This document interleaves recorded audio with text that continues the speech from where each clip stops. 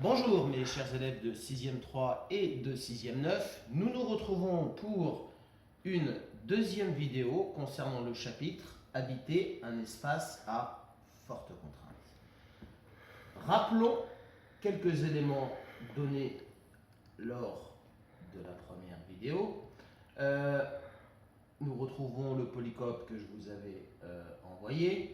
Un espace à forte contrainte, donc un espace très difficilement habitable et aménageable par l'homme, du fait d'éléments naturels extrêmes, éléments climatiques, éléments de relief, etc., etc. Notre stratégie d'apprentissage, premièrement, nommer, donner le nom, et localiser quelques espaces à forte contrainte, ensuite connaître les différentes contraintes de chacun de ces espaces. Et enfin, troisième étape, comprendre comment les hommes s'adaptent à chacun de ces espaces qui comportent une ou plusieurs contraintes naturelles. La fameuse carte sur laquelle nous avions travaillé avec les 5 espaces à forte contrainte naturelle que nous avions choisis, votre premier travail est d'abord de trouver le nom de chacun de ces espaces à forte contrainte. Pour cela, je vous avais donné des indices lors de la précédente vidéo. Je vous avais également donné des indices sur les éléments naturels extrêmes qui rendent la vie difficile dans chacun de ces 5 espaces. Et donc, cette semaine, vous devez remplir ce tableau. Aujourd'hui, nous allons un petit peu avancer la troisième étape. Autrement dit, nous allons nous demander comment les hommes, je répète quand je dis les hommes, les femmes, les enfants, parviennent à s'adapter à ces espaces aux conditions extrêmes. Alors, d'abord, un petit schéma. Nous avions dit qu'il ne fallait jamais faire de déterminisme naturel. C'est ce que nous disent les géographes. Le déterminisme naturel, c'est croire que la nature décide de tout et que la nature pourrait décider ou empêcher la vie des hommes sur un espace donné. En fait, ce n'est pas vrai, puisque les hommes, à travers la planète, parviennent à s'adapter à tout type d'espace. Même si sur les espaces à forte contrainte, il habite peu d'hommes, il habite toutefois des hommes. Et donc, comme il n'y a pas de déterminisme naturel, comme la nature ne décide pas de tout, eh bien les hommes peuvent habiter sur des espaces à forte contrainte. Pour cela, ils doivent mettre en place des stratégies. Autrement dit, ils doivent s'adapter. S'adapter. On va s'attarder un petit peu sur ce mot. Je vous ai mis quelques synonymes ici. S'adapter, le synonyme peut-être le plus facile. S'adapter, ça veut dire s'habituer. S'habituer à un espace très difficile et trouver des solutions. Donc s'adapter à un espace à forte contrainte, c'est faire avec ces fortes contraintes, c'est s'habituer à ces fortes contraintes et c'est trouver des solutions. Autrement dit, c'est mettre en place des stratégies. Et comme il n'y a pas de déterminisme naturel, comme sur tous les espaces à forte contrainte, des hommes habitent, en faible nombre, mais habitent, eh bien, il n'y a pas véritablement de désert humain. Un désert humain, c'est une expression géographique, mais attention, il ne faut pas se tromper. Un désert humain ne désigne pas un espace où ne vive absolument aucun homme. Ce n'est pas exactement cela. Un désert humain, c'est un espace où vivent très peu d'hommes, mais où vivent quand même des hommes. Sur les espaces à forte contrainte, donc les hommes s'adaptent, mettent en place des stratégies. Il existe un certain nombre de stratégies qui sont différentes en fonction des contraintes. Eh bien, l'homme s'adapte en mettant en place des aménagements, alors des aménagements traditionnels, rudimentaires, ou des aménagements technologiques coûteux. Nous donnerons quelques exemples.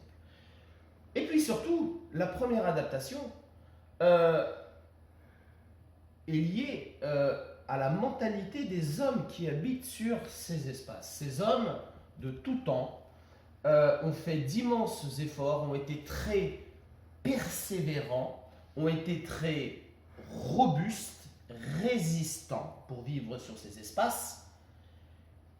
Pourquoi tous ces efforts? Parce que généralement les hommes qui vivent sur ces espaces à forte contrainte, malgré ces contraintes, eh bien, ils sont très attachés à ces espaces.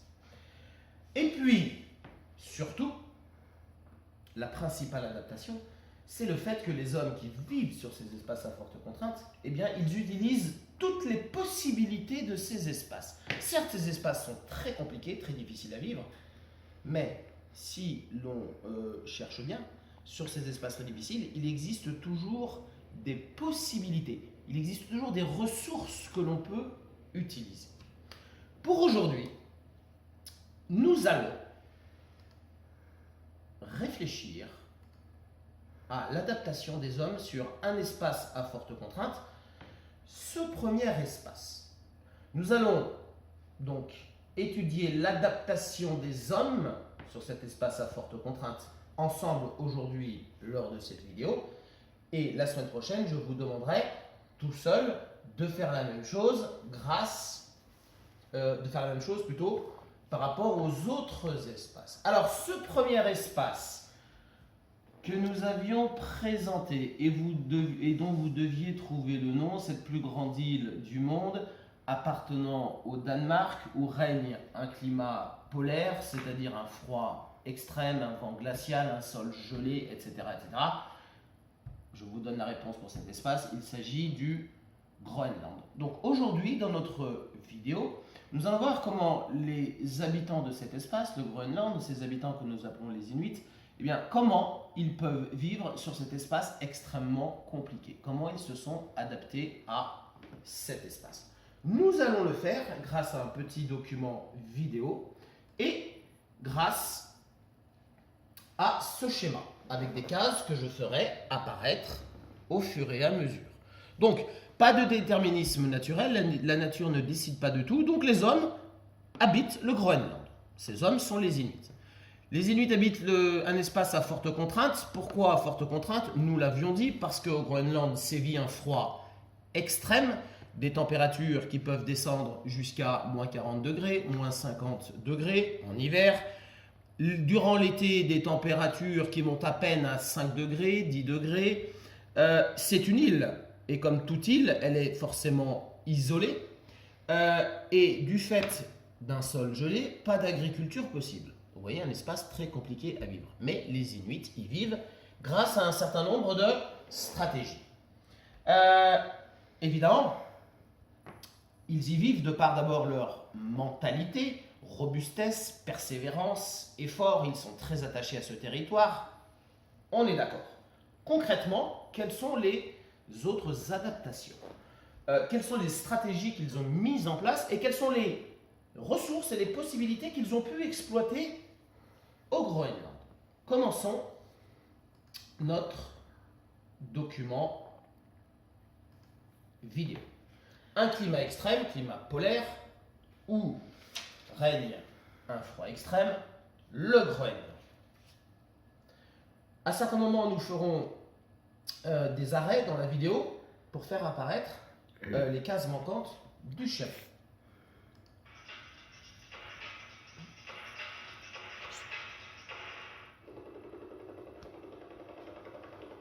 L'hélicoptère est le moyen de transport le plus utilisé pour se rendre à Kanaaltule. Ce village se trouve sur la côte ouest du Groenland. C'est l'un des lieux habités le plus au nord sur la planète. Voilà, donc c'est le plus grand île du monde, hein, le Groenland, qui appartient au Danemark. Nous allons nous intéresser à cette partie ouest, au nord-ouest du Groenland, où vivent des Inuits. Ici, c'est en plein mois de juin que l'hiver livre ses derniers coups. Début de l'été. Vous voyez, début de l'été, hein, ça ne ressemble pas à nos étés à nous.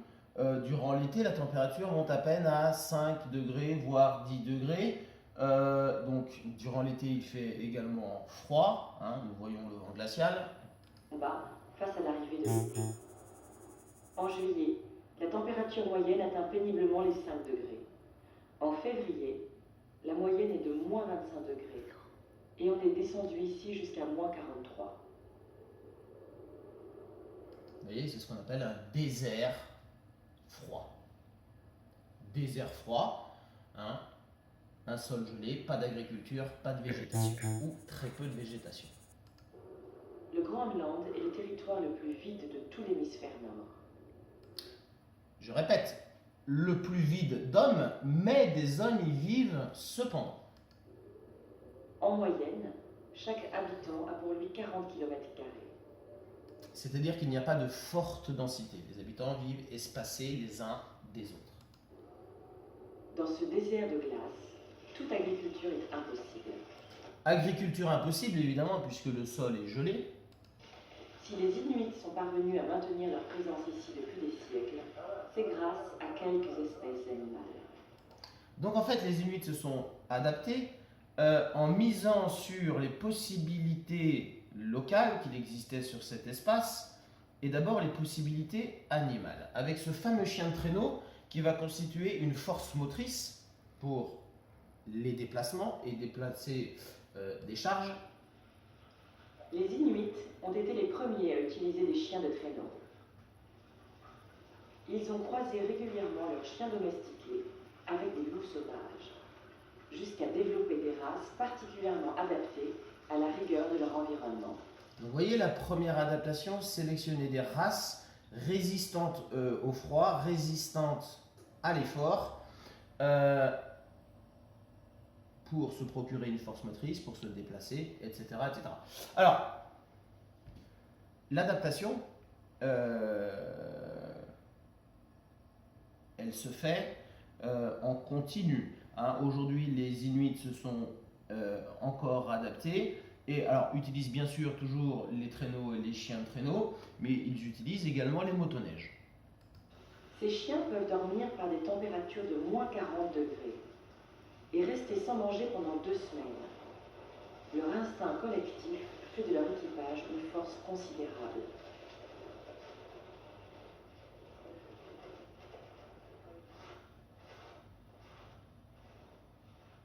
L'eau.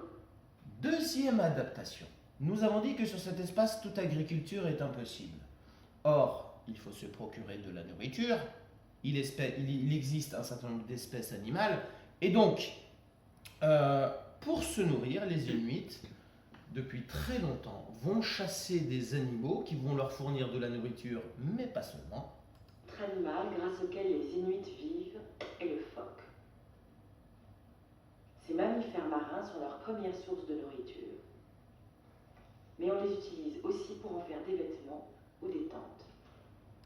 Des vêtements ou des tentes avec la peau de l'animal. Ici, la mer est glacée 8 mois par an.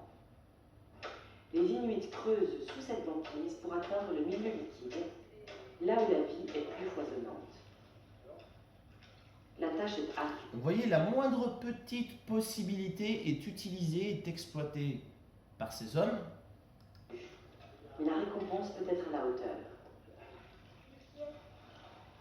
Ici, c'est un requin qui est capturé.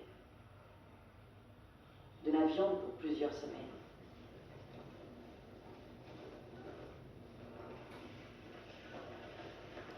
Alors, revenons à notre schéma. Stratégie pour s'adapter. Donc on a dit forcément des hommes robustes, persévérants, hein, pour vivre sur ces espaces très compliqués, mais en même temps des hommes très attachés à leur territoire. Des hommes qui utilisent toutes les possibilités, même si elles sont minces, petites, de ces espaces. Dans ce cas-là, capacité à sélectionner des animaux adaptés à ces espaces compliqués pour avoir une force motrice, c'est-à-dire une force capable de déplacer des charges ou de se déplacer tout court, les chiens de traîneau. L'autre adaptation, eh bien, c'est pêcher les ressources disponibles, les phoques, les requins, etc., pour avoir de la viande, pour se confectionner des vêtements, etc., avec la peau des animaux.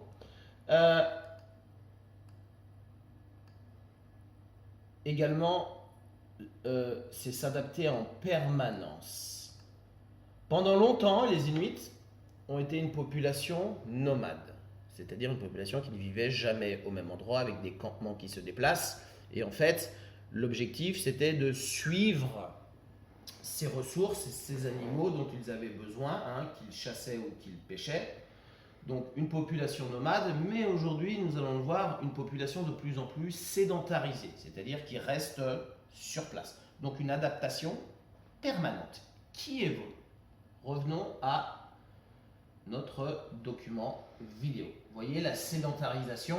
Désormais, les Inuits, en très grande partie, sont sédentarisés, ne sont plus nomades, ils vivent dans des logements permanents, des maisons faites de bois. Kanahaktuné compte 800 habitants. Au cours des dernières décennies, leur mode de vie a profondément évolué. Vous voyez, là on est en plein été. Vous imaginez ce que ça peut donner l'hiver.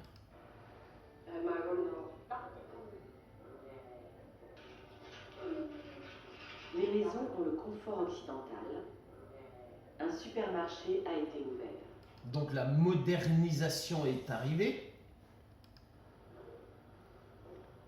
mais la vie reste toutefois très compliquée. Le Groenland fait partie du Danemark, qui subventionne largement sa lointaine province. Pourtant, confort moderne ou pas, Kanahaktuné reste une frontière. C'est dans ces confins nordiques que les êtres humains, pourtant intrépides explorateurs et colonisateurs de tous les continents, ont dû renoncer à aller plus loin, arrêtés par les limites climatiques. Revenons à notre document vidéo. Donc, vivre sur un espace à forte contrainte, c'est s'adapter, mettre en place des stratégies, utiliser les ressources disponibles, même si elles sont minces. Et puis, c'est s'adapter en permanence. Hier, des populations des Inuits nomades. Aujourd'hui, des Inuits de plus en plus sédentaires qui vivent en permanence au même endroit avec une forme de modernisation. Attention aux modernisations, mais la vie reste quand même très compliquée. Donc voilà un exemple qui nous montre comment des hommes, des femmes et des enfants, sur un espace donné, à forte contrainte, peuvent vivre, mais pour cela, il leur faut s'adapter, trouver des solutions, exploiter les possibilités de cet espace, même si ces possibilités sont petites, sont minces, et puis évidemment, c'est faire preuve d'une certaine force plutôt de caractère pour résister à ces conditions extrêmes, mais généralement des populations très attachées à leur territoire, au lieu où ils vivent. Bien.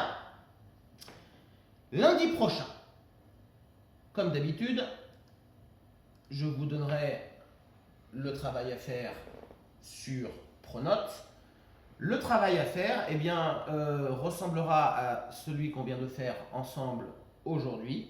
Vous devrez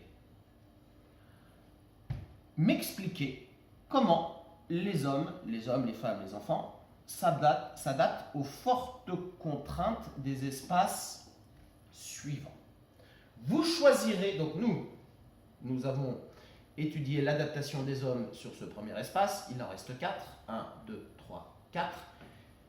Eh bien, vous m'expliquerez comment les hommes s'adaptent à 2 espaces à forte contrainte. Sur les 4 restants, vous en choisirez 2 et vous m'expliquerez comment les hommes s'adaptent aux conditions extrêmes.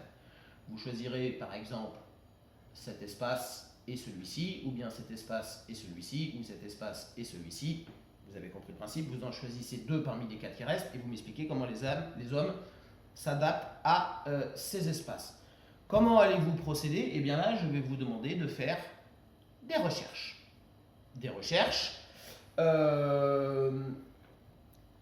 Internet. Vous pouvez faire des recherches sur Internet, consulter un certain nombre de sites Internet, consulter des ouvrages que vous avez chez vous, etc., etc. Dès lundi, en plus du travail que je vous donnerai, ce travail que je vous donnerai, je ferai une troisième vidéo avec un corrigé par rapport à cette carte. Je vous donnerai les noms exacts de ces espaces, peut-être les avez-vous trouvés. Et puis, comme aujourd'hui, nous étudierons un autre espace à forte contrainte naturelle grâce à un document vidéo. Vivre, vous retenez ça, vivre sur un espace à forte contrainte, eh bien, c'est possible, et c'est possible parce que on s'adapte, on trouve des stratégies. La clé de toute vie sur un espace à forte contrainte, c'est la capacité à s'adapter. En quelque sorte, comme nous lors du confinement. Nous nous sommes adaptés pour travailler différemment, pour vivre différemment. Les gestes d'usage. Dédé la grenouille, toujours parmi nous. Mes chers élèves, je vous souhaite un bon week-end.